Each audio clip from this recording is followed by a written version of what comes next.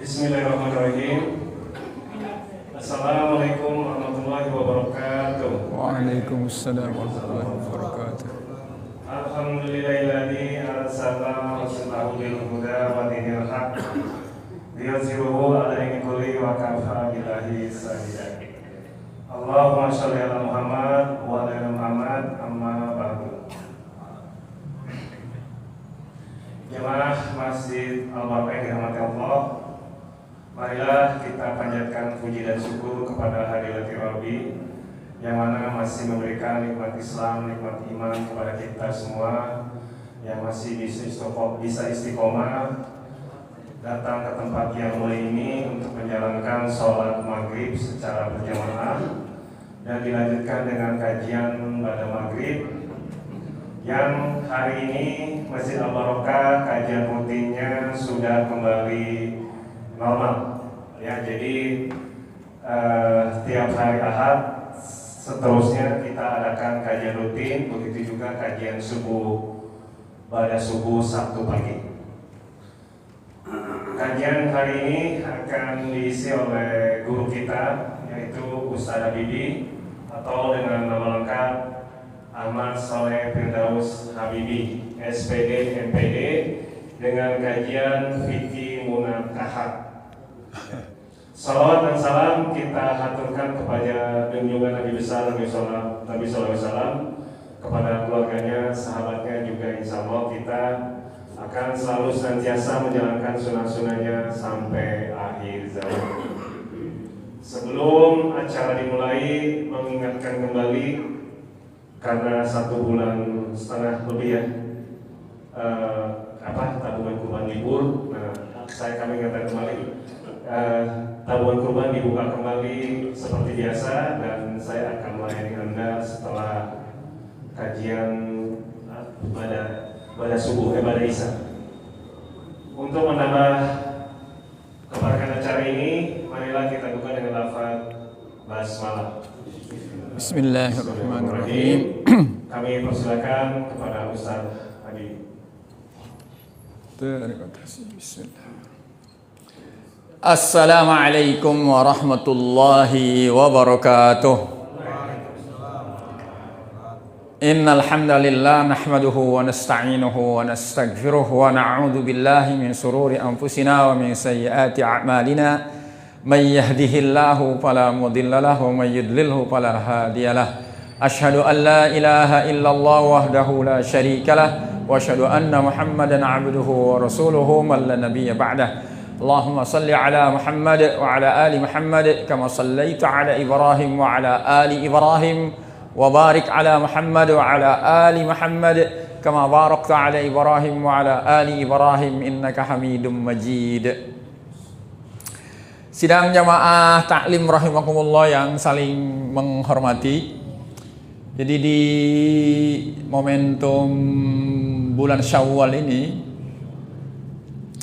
jadi kadang orang kan ngerayain Maulid sampai bulan apa baik tuh. Jadi halal bihalal juga bisa. Selepas bulan Syawal masih halal bihalal, masih silaturahmi Idul Fitri. Jadi kalau dikaitkan dengan fikih munakahat, fikihnya pernikahan, jadi pertama gini, jadi para ulama mengatakan bahwa min jazail hasanah al hasanatu ba'daha wa min jazais sayyi'ah as sayyi'atu ba'daha. Jadi di antara indikasi amal ibadah kita itu diterima dan diganjar balasan pahala oleh Allah adalah apabila kita selepas melakukan kebaikan lagi gitu ya. Jadi kalau kita pengen tahu nih, kita infak, kita sedekah, terus kita pengen tahu nih sedekah gue diterima apa enggak, berganjar pahala apa enggak, ini sedekah saya ini ikhlas apa enggak. Itu di antara indikasi kalau kita sedekah nih, sedekah yang diterima, salah satu indikasinya adalah habis sedekah lagi, begitu Pak. Jadi kalau ada orang habis sedekah terus kapok, gue budak sedekah lagi, itu berarti indikasi bahwa sedekahnya itu tidak diterima. Jadi kalau tadi panitia mengumumkan soalan kurban, jadi di antara indikasi kurban kita di tahun lalu diterima, ya di tahun ini kurban lagi begitu. Termasuk di antara indikasi ibadah puasa Ramadan kita diterima. Ini puasa Ramadan kita diterima apa enggak? Berganjar pahala atau enggak? Yaitu di antara indikasinya apabila setelah puasa Ramadan puasa lagi 6 hari di bulan Syawal begitu. Jadi kalau ada orang begitu Ramadan selesai, alhamdulillah akhirnya beban itu pergi juga. Merdekalah saya sekarang. Pokoknya saya kagak mau dah puasa lagi itu indikasi, tapi karena bisa jadi ada orang tahun lalu kurban, tahun ini tidak karena ada sebab. Ada orang puasa Ramadannya lengkap tapi puasa Syawalnya tidak, boleh jadi karena ada sebab tertentu. Dan kemudian di bulan Syawal ini kan ada halal bihalal. Meskipun kalau di buku fikih itu nggak ada halal bihalal ya. Jadi halal bihalal itu tradisi orang Indonesia. Tapi sekali lagi halal bihalal itu nggak kosongan dia, ada juga perintahnya. Adapun formulasi acaranya yang dalam tradisi orang kita itu rukunnya 3. Halal bihalal kan rukunnya 3. Salam, kalam, to'am. Jadi salam itu berarti ucapan salam. Kemudian yang kedua kalam. Jadi ada omongan, ada ceramah, ada nasihat. Jadi ada salam, ada kalam. Yang terakhir to'am, ada makanan. Nah makanya kalau halal bihalal tuh ada makanan. Dan jangan lupa kalau kita disediain makan, prasmanan kah, ditraktir makan kah, itu kita diperintah mendoakan orang yang ngasih kita makan. Mau dihajatan kah, orang traktir kah, bawain makan, itu diantara doa yang diajarkan itu Allahumma barik lahu fima rozaqtahu waghfir lahu warhamhu, gitu ya. Itu doa untuk orang yang telah memberi kita makan. Bisa juga Allahumma at'im man at'amani wasqi man asqani. Nah kemudian di antara doa mau makan yang diajarkan itu Allahumma barik lana fima rojaqtana wa qina adzabannar. Ada juga yang lain daripada itu. Allahumma barik lana. Saya blank sedikit. Nah nanti kalau ketemu saya sampaikan. Jadi halal bihalal yang dilaksanakan oleh orang Indonesia itu ada juga perintah umumnya. Kata Nabi begini, man kanat lahu mazlamatun li akhihi falyatahallalhu minhul yaum qabla alla yakuna dinarun wala dirhamun. Jadi siapa orang yang punya kezaliman kepada saudaranya, itu disuruhnya falyatahallalhu minhu, maka mintalah untuk dihalalkan darinya al-yaum, sekarang, selagi di dunia, qabla, sebelum nyampe di satu ketika di mana di waktu itu tidak berlaku lagi transaksi menggunakan dinar dirham. Akan tapi nanti transaksinya tuh pakai pahala dan dosa. Jadi kalau kita punya kezoliman kepada saudara kita, disuruhnya falyatahallalhu, mintalah dihalalkan di dunia. Jadi kalau punya salah berarti supaya halal minta maaf. Kalau punya utang supaya halal berarti dibayar. Kalau terjadi pemunduran pembayaran hutang berarti halalnya dengan negosiasi, gitu ya. Kalau merusak barang berarti mengganti, begitu. Dan makanya kalau halal bihalal kan isinya maaf-maafan. yaitu di antara yang mesti dihalalkan memang kesalahan, yakni dengan maaf. Jadi fal yatahallalhu itu perintah minta maaf di dalamnya, di antaranya. Karena kalau di Quran relatif tidak ada perintah minta maaf ya. Kalau di Quran mah adanya perintah memaafkan. Jadi kalau meminta maaf itu nggak usah pakai diperintah, paham aja sendiri. Dan sekali lagi, orang kalau sudah dimaafkan itu jangan ngerasa udah bebas dari beban. Kadang orang kan ngerasa kan udah dimaafin, berarti udah 0 sama 0 ini. Udah selesai urusan. Kadang nggak gitu ya. Sekalipun sudah dimaafkan, bagi dia yang sudah dimaafkan itu tetap ada empati, ada simpati kepada orang yang telah memaafkannya. Karena kadang orang memaafkan bukan karena keselnya udah hilang, bukan karena lukanya udah sembuh. Kadang orang memaafkan kita karena dia udah ikhlas, lukanya tetap menjadi luka. Jadi misal gini, contoh ekstrimnya misalkan nih. Misalkan kita melakukan kesalahan karena naik motor terlalu kencang, ngebut misalkan. Lalu tanpa disengaja kita nabrak orang, pemotor lain. Jebret aja tabrakan. Kesalahan kita. Entah gimana kejadiannya, pokoknya itu orang korban kecelakaan itu yang boleh kita nabrak. Putus jarinya gara-gara handle rem mentok sama setang, ada jari, putus 2 jari. Umpama ini contoh ekstrim ini. Lalu ketika dia dirawat di rumah sakit, datanglah kita sebagai pelaku nih, minta maaf sama dia. Maafin saya Pak, saya lalai. Lalu kalau umpama itu orang mengatakan, ya udah sih, ini udah takdir, ya saya maafin. Emang itu kalau dia maafin jarinya nyambung lagi. Meskipun dia udah maafin, ya jarinya tetap putus, gitu kan? Tapi dia sudah ikhlas, itu jari tetap putus. Jadi dia sudah ikhlas, luka tetap menjadi luka.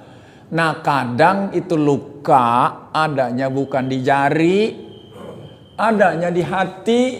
Lukanya permanen, tapi dia udah ikhlas luka menjadi luka begitu. Jadi jangan dianggap 0 itu, harus ada rasa yang mesti dijaga begitu.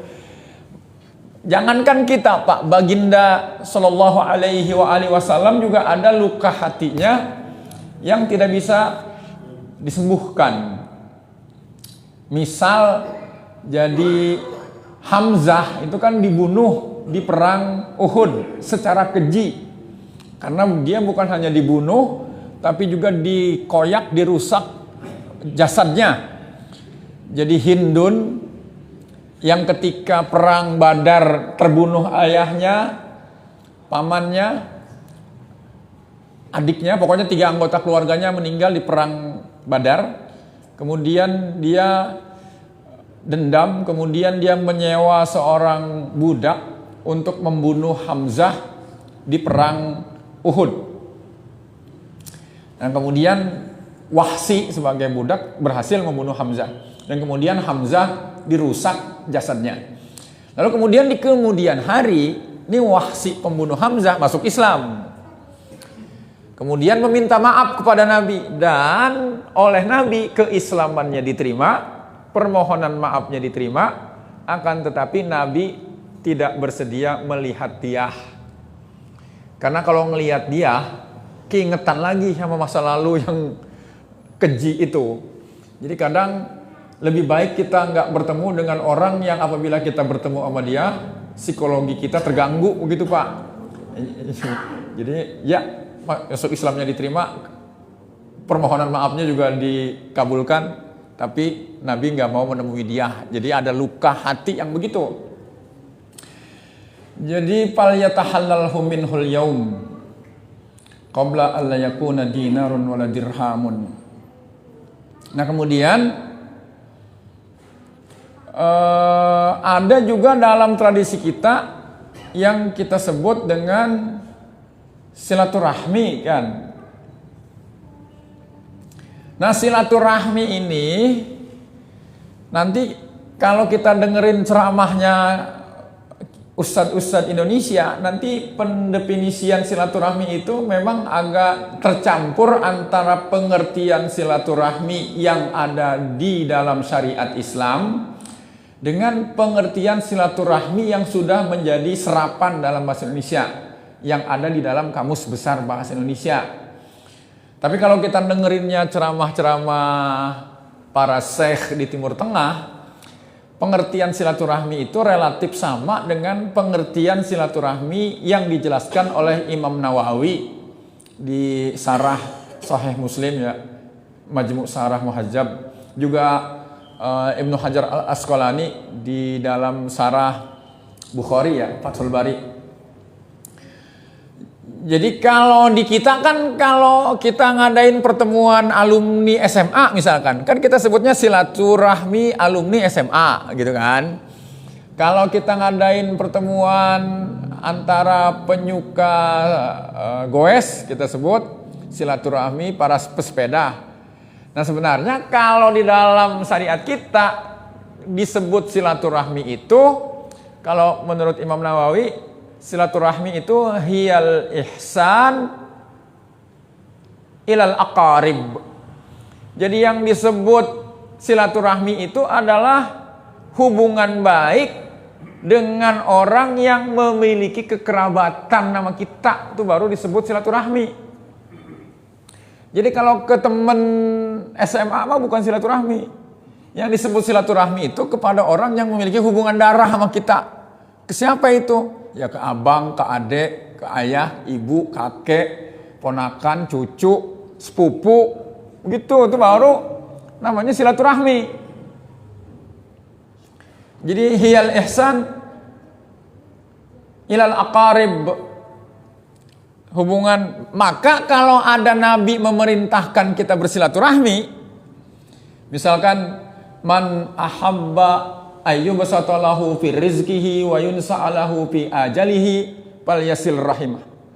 Jadi siapa orang yang pengen diluaskan rezekinya, ditunda ajalnya, jadi panjang umur maksudnya. Jadi kalau pengen rezekinya banyak, umurnya panjang, maka hendaknya dia menyambung silaturahmi. Nah, konteks ini berarti menyambung silaturahmi itu bukan ke teman SMA, bukan kepada teman grup WA, tapi silaturahmi ini yang dimaksud adalah kepada abang, adek, encang, encing gitu ya, mamang, sepupu, ponakan, kakek, nenek, kumpi gitu ya, itu baru silaturahmi. Bahkan kalau, jadi ini kaitannya dengan munakahat nih, dengan fikih pernikahan. Jadi misalkan Nabi mengatakan, jadi ketika Nabi ditanya, ya Rasulullah, hal baqiya min birri abawai syai'un abarruhuma min ba'di mautihima, abarruhuma bihi min ba'di mautihima. Wahai Rasul, apakah ada bakti kepada kedua orang tua yang sudah meninggal? Jadi birrul walidain kepada kedua orang tua yang sudah meninggal. Kata Nabi, na'am. Ya, ada. Nah, yang disebutkan di hadis ini 5 bakti anak kepada orang tua yang sudah meninggal. Yang pertama itu as-salatu alaihima, mendoakan kebaikan kepada mereka berdua, wal istighfaru lahuma, memohonkan ampun kepada mereka berdua, wa infaju ahdihima min ba'dihima, menunaikan janji najar wasiatnya, termasuk bayarin utang. Itu yang keempat itu wasilaturrahimi allati la tusallu illa bihima, menyambung silaturahmi yang silaturahmi itu memang tidak akan ada kecuali melalui perantaraan kedua orang tua kita, karena emang yang namanya silaturahmi itu kepada kerabat. Yang kelima adalah wa ikramu sodikihima, memuliakan teman-teman orang tua kita. Jadi kalau tadi dikatakan kesalahan itu cara menghalalkannya dengan minta maaf, kan boleh jadi kita lagi dulu nih pernah buat ngejak emak kita nangis tanpa kita tahu. Jadi pernah kita melakukan sesuatu yang emak kita sampai nangis gitu. Tapi kita orang tahu sampai dia mati, kita orang tahu pernah ngejak dia nangis. Kita juga boleh jadi pernah ngejak bikin babak kita dongkol, kesel sampai susah tidur.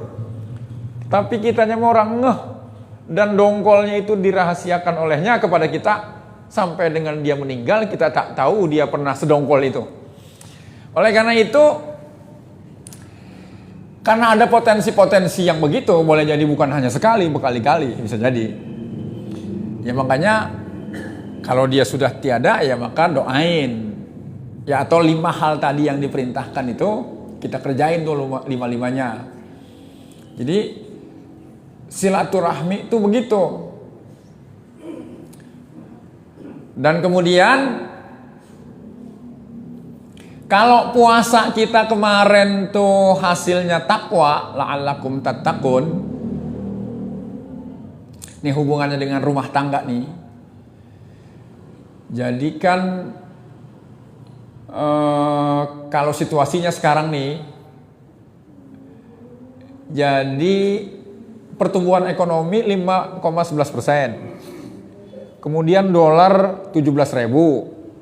Harga minyak per barel itu di atas 100 US dollar per barel.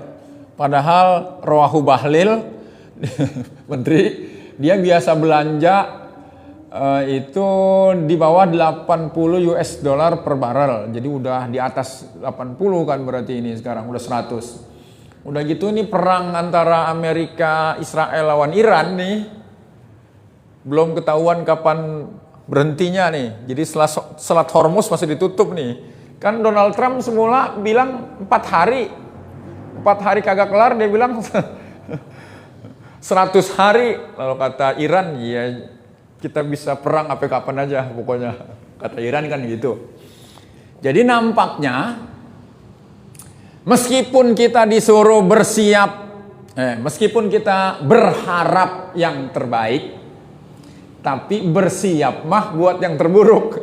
Jadi berharap yang terbaik, bersiap yang terburuk. Itu kan. Nah, kata BMKG, ini musim panas di tahun ini itu jadi panas yang panjang dan panas yang ekstrim. April udah mulai, berakhirnya September. Jadi panas.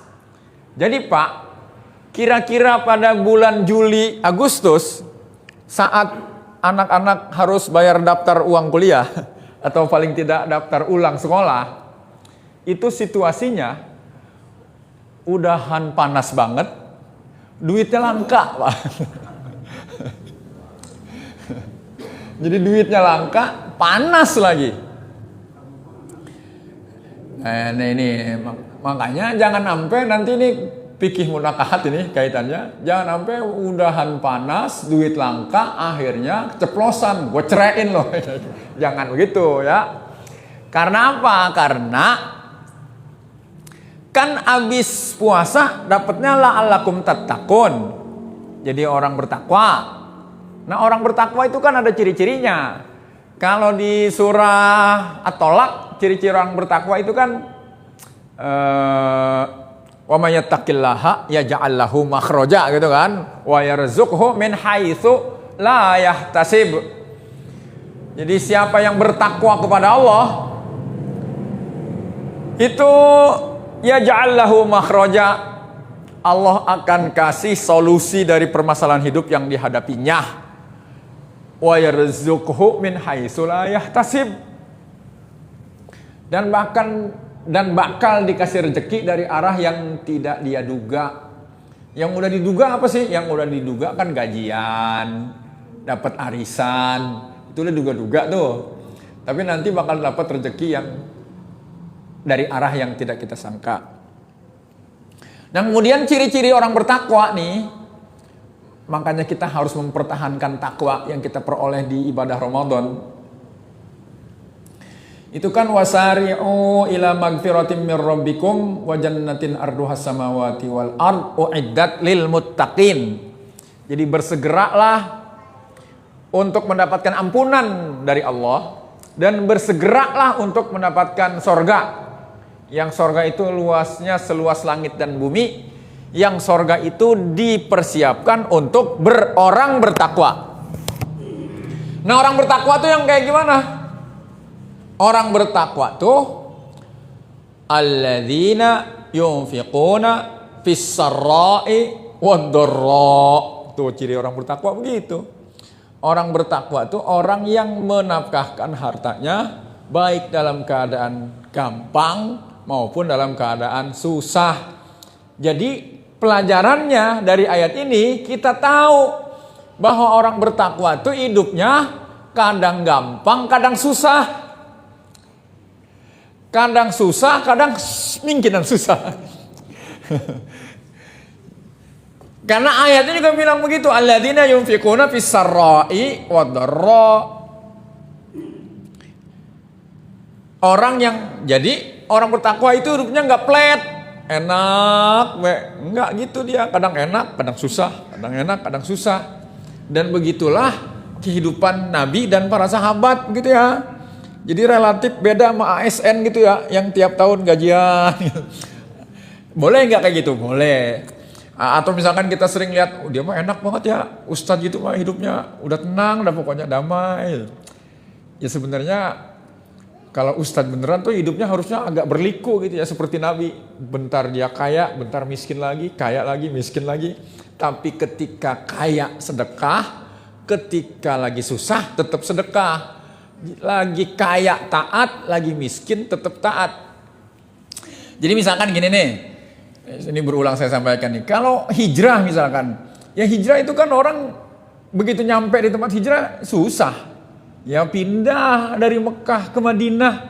Yang punya kebon nggak bisa dibawa. Yang punya ternak ontak nggak bisa dibawa. Yang punya perdagangan nggak bisa dibawa. Makanya Abdurrahman bin Auf hijrah ya dia nggak bisa bawa barang dagangan dia karena perginya tuh pergi dalam keadaan terpaksa gitu ya, darurat.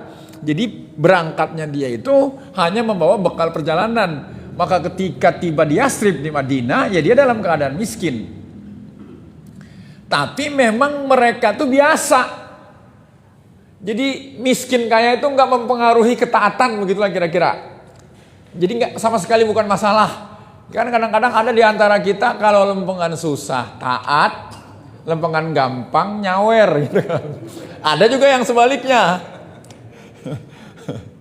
Itu malah kadang-kadang biduan yang disawer mah rumahnya bagus, mobilnya Fortuner, yang nyawer mah berangkat nonton juga naik motor Beat kempes.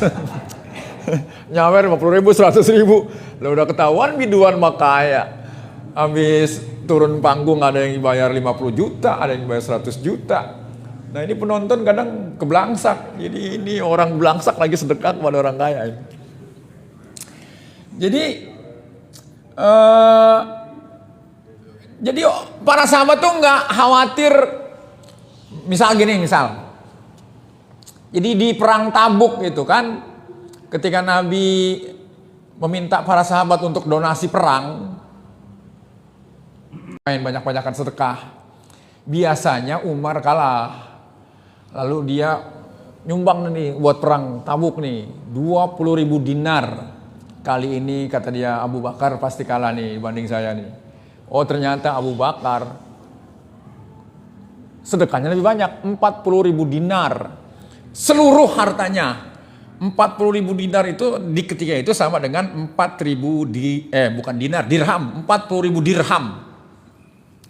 40.000 dirham itu ketika itu sama dengan 4.000 dinar. 4.000 dinar itu satu dinarnya 4/4 gram emas. Jadi 4/4 kali 4.000 kali 3 juta lah kalau sekarang. Ya lebih dari 50 miliar lah kira-kira. Jadi semuanya Pak, jadi sedekah tuh semuanya. Kalau Utsman tuh disuruh urunan sedekah buat perang, kata dia 1.000 tentara di bawah tanggunganku. Jadi 1.000 tentara itu berarti apa? Persenjataannya, kendaraannya, dan bekal untuk keluarga mereka yang ditinggalkan. Ketika Nabi ceritakan lagi keutamaannya, dia tambah lagi, saya tambah 1.000 lagi tentara di bawah tanggungan saya. Ketika Nabi ceritakan keutamaannya, kemudian dia katakan lagi 1.000 tentara lagi di bawah tanggungan saya. Jadi dia menanggung 3.000 tentara, kebutuhannya, senjatanya, kendaraannya, dan nafkah buat keluarga yang ditinggalkan. Jadi kadang mereka itu sedekah, kagak kira-kira gitu semuanya disedekahin. Lantaran apa itu? Ya sebenarnya selain daripada ketakwaan mereka, keimanan mereka, tapi juga sebenarnya karena mereka itu tahu betul kapasitas dirinya. Jadi dia tahu kemampuan bisnis dia, kemampuan manajerial dia punya jejaring bisnis, dia tahu kebutuhan pasar, di mana vendor, di mana konsumen, dia ngerti. Jadi kalau umpama sekarang dia punya duit 1 miliar, ya sedekahin deh semua. Besok kok gue dapat lagi, begitu Pak. Kalau dia pada. Karena apa? Karena dia tahu kemampuan dirinya dalam berbisnis, dia tahu jejaring bisnisnya. Ya kalau sekarang punya nih, ya sedekahin deh semua. Ntar gue dapat lagi, begitu Pak. Jadi kalau model-model kayak kita, sedekahin deh semua. Besok. Atau ada yang jadi pegawai, pecat ya pecat. Habis dipecat bengong.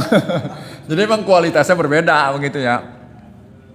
Jadi orang bertakwa tuh begitu, kehidupannya enggak flat dia. Bahkan kalau kita ada nabi diperintahkan, ya ayyuhal muddassir kum fa'anzir, ya ayyuhal muzammil kum al-laila illa qalila.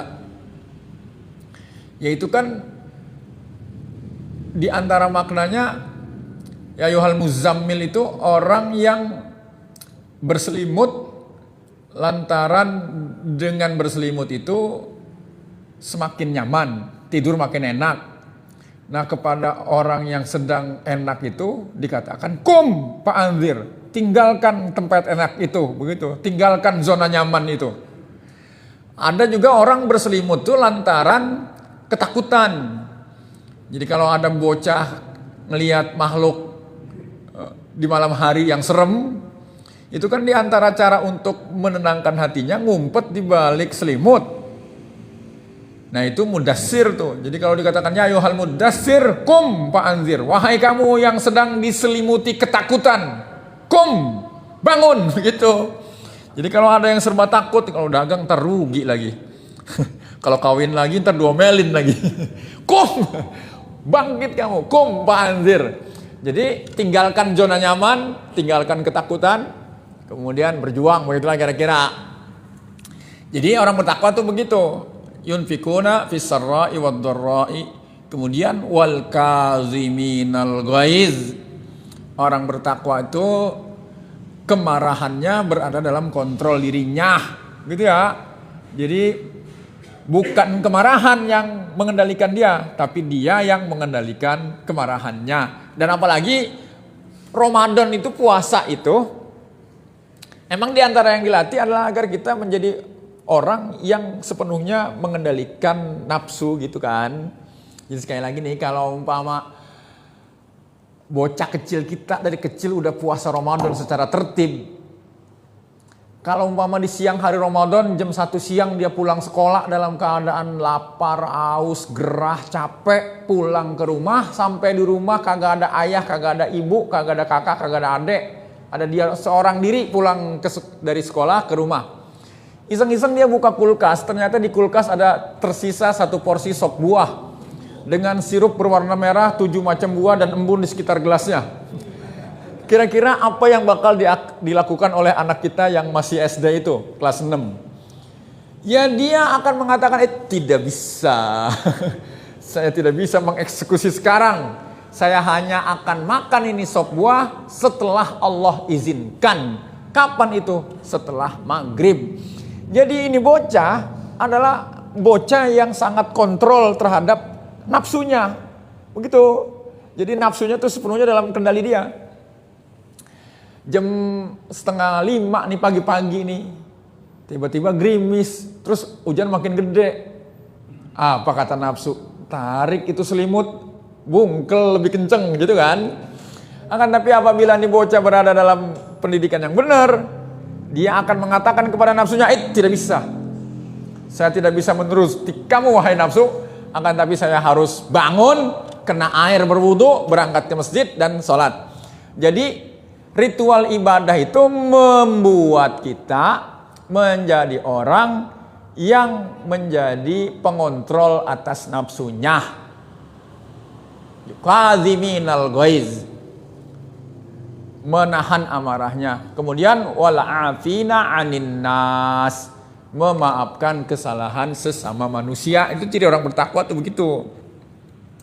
Sehingga sekalipun boleh jadi musim panasnya sangat panas, ditambah lagi dengan perekonomian yang belum tentu baik, ya kita tetap dalam keadaan begitu tadi. Dalam keadaan kontrol emosi, dalam keadaan senantiasa bisa memaafkan kesalahan orang, termasuk diantaranya apabila kesalahan istri kita kelewat gitu, nggak buru-buru talak ya, nggak gitu. Karena apa? Karena dia bertakwa. Yang dengan bertakwa itu, yang bertakwa yang dia dapat di bulan Ramadan itu menjadi bekalan dia dalam menjalani kehidupan dan berhadapan dengan medan kehidupan yang berbagai-bagai. Bahkan di lanjutan ayat-ayat seba'da ayat-ayat Ramadan itu kan nanti watazawwadu fa inna khairaz zadit taqwa, dan berbekallah, dan sebaik-baik bekal itu, meskipun konteksnya di situ bekal haji, akan tapi juga sebaik-baik bekal untuk menjalani kehidupan adalah ketakwaan begitu. Jadi puasa kita menghadirkan takwa. Makanya takwa ini jangan sampai kelepas begitu. Takwa yang diperoleh di bulan Ramadan. Jadi kaitannya antara fikih munakahat dengan ibadah Ramadan, yaitu bekal takwa kita bawa menjadi bekal dalam kehidupan berumah tangga. Demikian Bapak-bapak yang bisa kita bahas pada kesempatan ini. Mudah-mudahan menjadi penguat ingatan, atau semoga ada penambahan pengetahuan.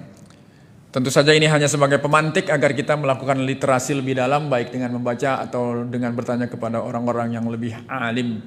Saya cukupkan, fastabiqul khairat wallahul musta'an, nasrun minallah wa fathun qarib wa basyiril mu'minin. Assalamualaikum warahmatullahi wabarakatuh. Ini nempel kemari deh.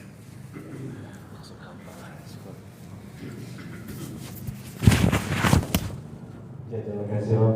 Terima kasih atas ilmu yang diberikan. Semoga apa yang disampaikan oleh guru kita ini membuat kita semakin takwa dan istiqomah. Intinya hidup memang harus lanjut ya tadi. Oke. Untuk itu saya mohon maaf kurang lebihnya, kita tutup dengan lafaz hamdalah. Alhamdulillahirabbil alamin. Assalamualaikum warahmatullahi wabarakatuh.